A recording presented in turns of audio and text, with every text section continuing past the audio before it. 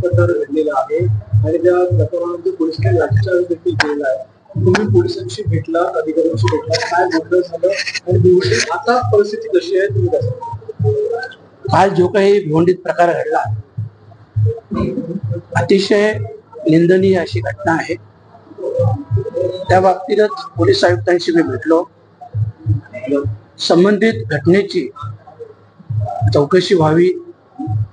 बघा, याच्यात अशा अनेक घटना होतात की नको त्या लोकांवर कारवाई होते आणि जे जे ह्या घटना घडवतात ते कुठेतरी बाजूला जातात आणि म्हणूनच ज्यांच्या या घटनेत हात आहे त्या सगळ्यांवर कठोरातली कठोर कारवाई व्हायला पाहिजे.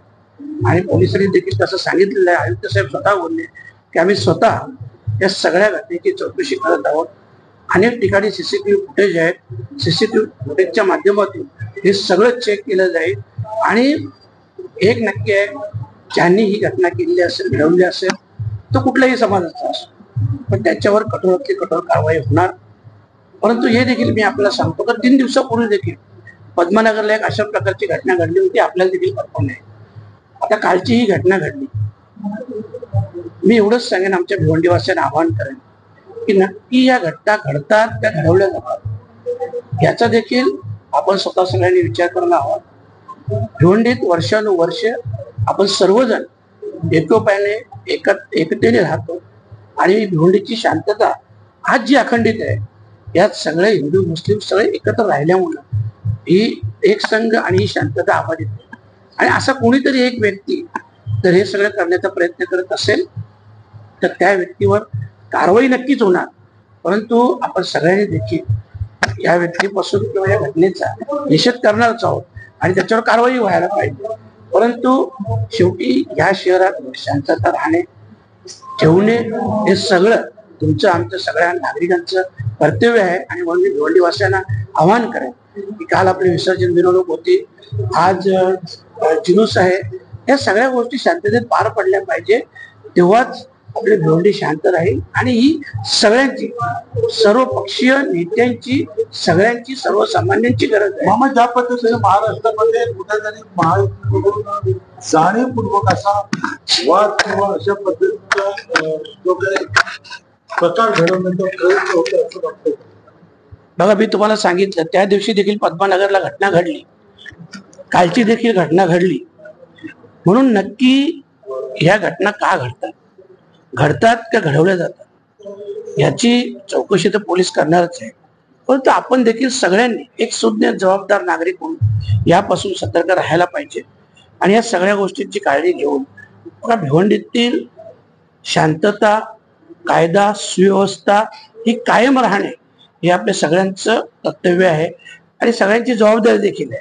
आणि म्हणून अनेक ठिकाणी आपण पाहत असाल, खरं म्हटलं तर आज आपण पाहतो तर जेव्हा ही घटना घडली तिथं माझ्या विरोधात देखील घोषणा दिल्या जात होत्या.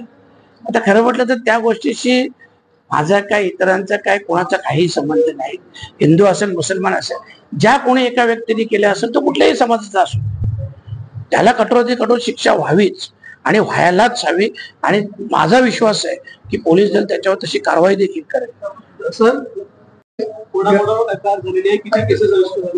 काल गणपती विसर्जनाच्या दरम्यान दगडाला या भीतीने काही जणांनी तिथं जमाव जमला. त्यानंतर त्या जमावाला पोलिसांनी पांगवलं.